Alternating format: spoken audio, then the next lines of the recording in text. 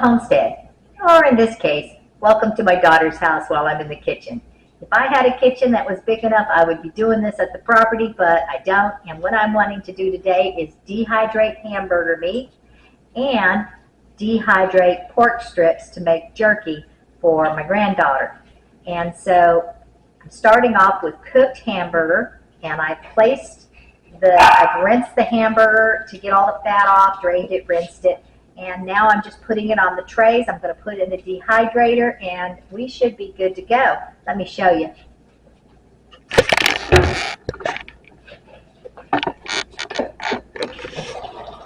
So just taking this hamburger that's been sitting here, it's cold, it's all cooked, and spreading it out all over the cookie sheet. It's not a cookie sheet, so just ignore what I just said there.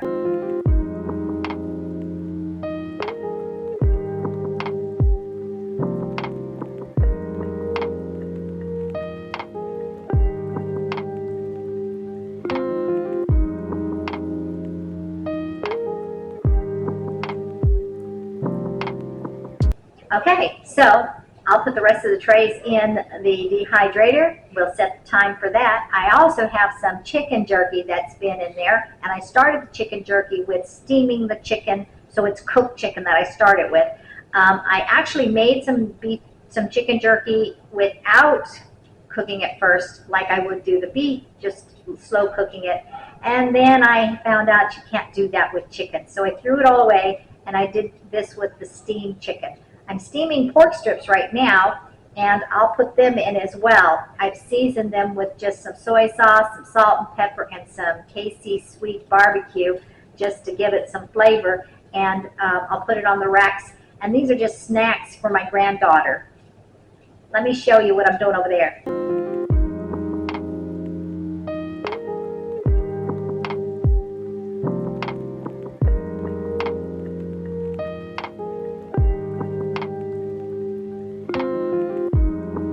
Okay, so that pork's just going to steam cook. It'll keep moisture in it, and then I'll dehydrate it, and she will have herself some pork jerky and some chicken jerky as a little snack. And the hamburger will cook, and it's going to take several hours. We're looking at probably 4 to 6 hours for it to dry out. So got these things going. I'm going to also go ahead and can a couple of more of the hamburger in the pint-sized jars and steam them.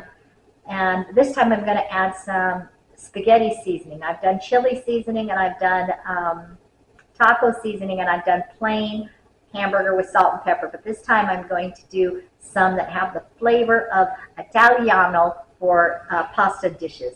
And so I'm going to work on that here in just a second, but I'm going to use that hamburger that I've already done.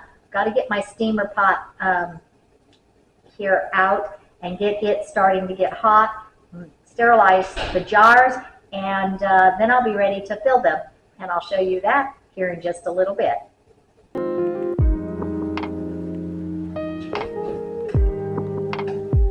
Yeah, that feels good.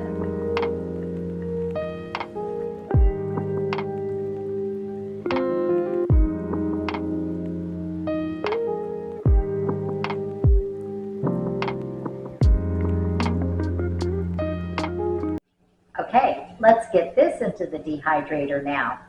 Sure hope it turns out. The other one I did that I did not pre-cook was delicious and perfect. So let's hope this does as well. Come on, let's go over there.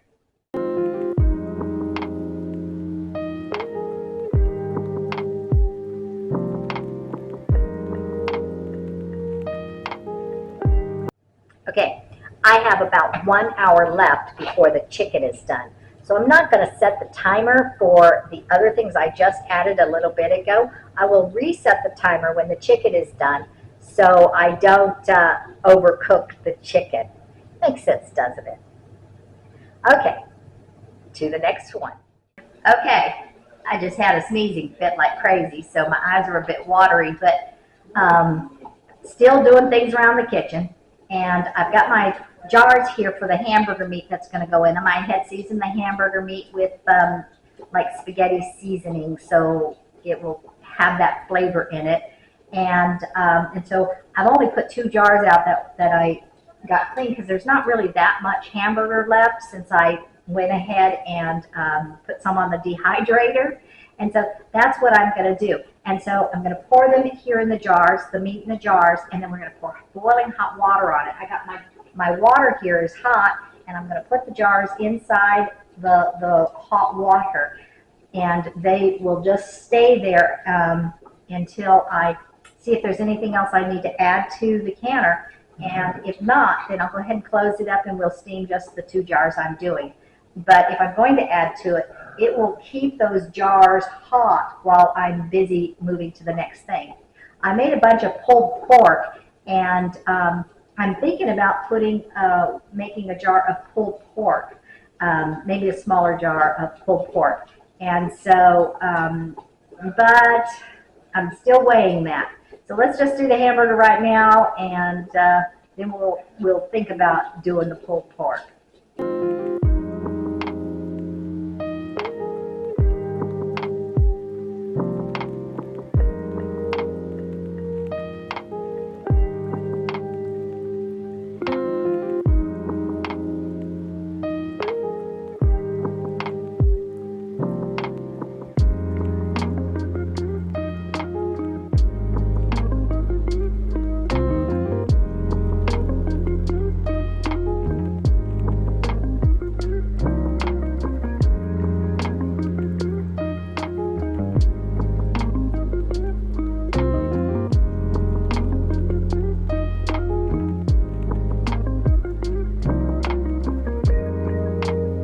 Okay, I decided to go ahead and make a jar of the pulled pork. One of the reasons is because my daughter and the grandkids are going to a potluck tonight, and so now I've got all this pulled pork that is just too much for Lee and I. So I'm going to go ahead and do 1 jar. I've sterilized the jar, and it's hot, and I'm ready to go. And so let me show you.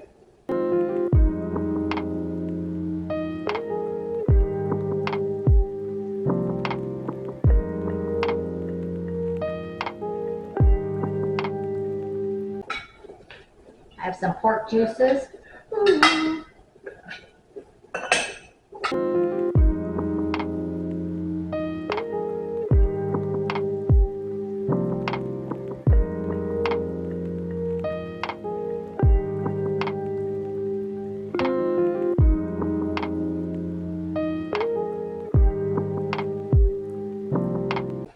Clean the jars with vinegar to make sure that there's no oils or food stuck to the rim, and then put the lid on.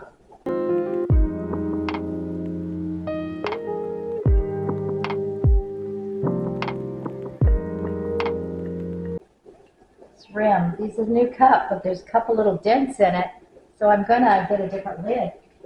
Just want to make sure that it's going to seal, and I don't know about little dents in the lid. And tighten it.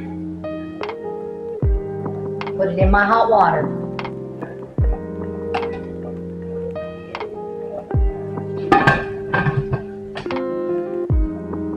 Okay, now I have to wait until there's steam consistently coming out of here for 10 minutes.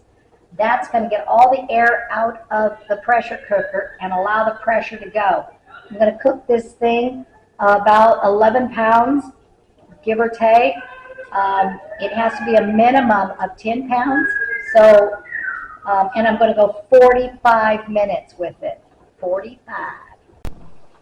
Okay, we got a steady stream on the canner, and so I put the weight on it, and now it's just cooking. It's sitting there at 10 and a half pounds, and we got to maintain that 11-pound pressure.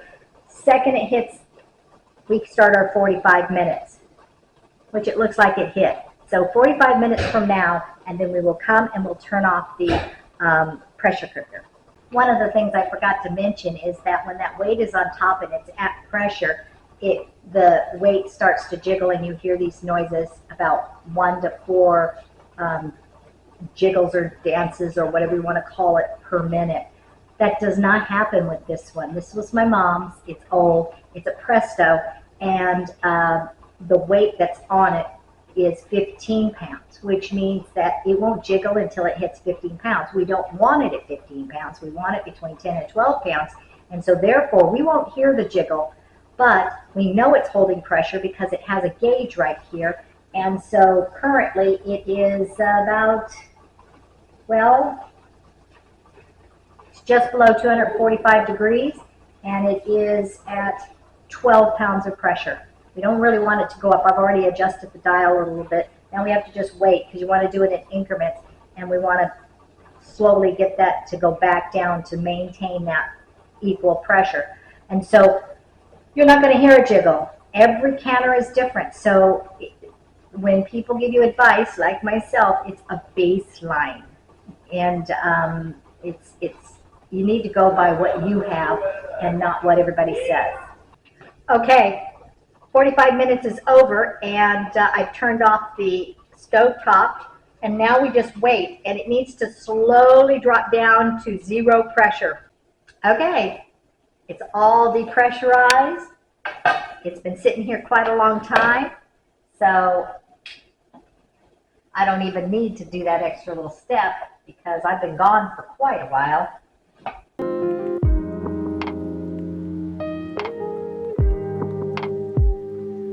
Let's finish up this dehydrating stuff. Hopefully I didn't go too long because I was preoccupied. So let's check it out. Okay, it's crumbly and dry. So this is perfect. And it should reconstitute quite well. At least that lady said it did, and it looked good in her picture.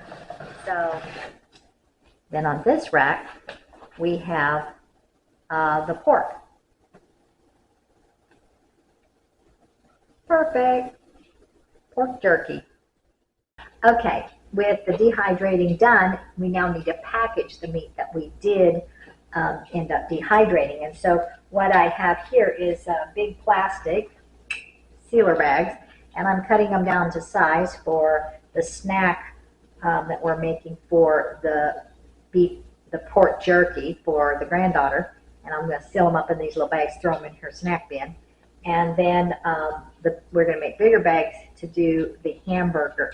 And we'll do them in the size of, what we're going to end up hydrating for a meal. So it won't be all of them at once. I've got 3 trays, so maybe 1 tray in each bag.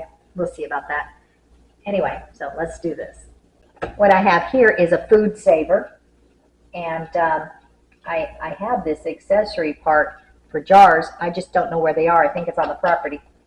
And it seals and it vacuums.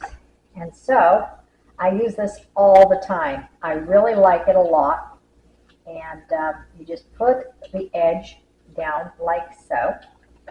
Close it. This little lever, this is when you store it here. To operate, you go there. Green light's on. You don't press this one. You press the red one, which is just seal. And we're just sealing it right now in this bag. When the light goes off, we unlock. And voila. Perfect. Now, you put it down like this. You close this lid. Turn it to operate again. This time we're going to hit this one, and we're going to first push it. It'll turn red when it's done. It's taking all the air out. After it takes the air out, it will start sealing it. Okay. When the lights go off, there you go. Perfect little bag of beef jerky snacks for the granddaughter.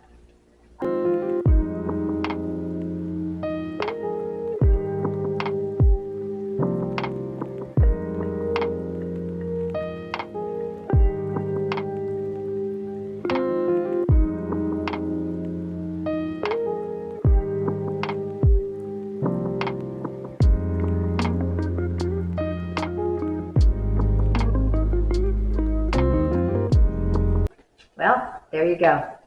So we've had a full day of dehydrating and canning. Canned a little yesterday. And the next canning thing I'm going to do is butter. Stay tuned. Until then, I'm going to go ahead and say thanks for watching. Be sure to like, share, press the notification bell, and subscribe to our channel. And watch us as we continue to do various things and when we return back to the homestead. God bless y'all. We'll talk to you later. Bye-bye.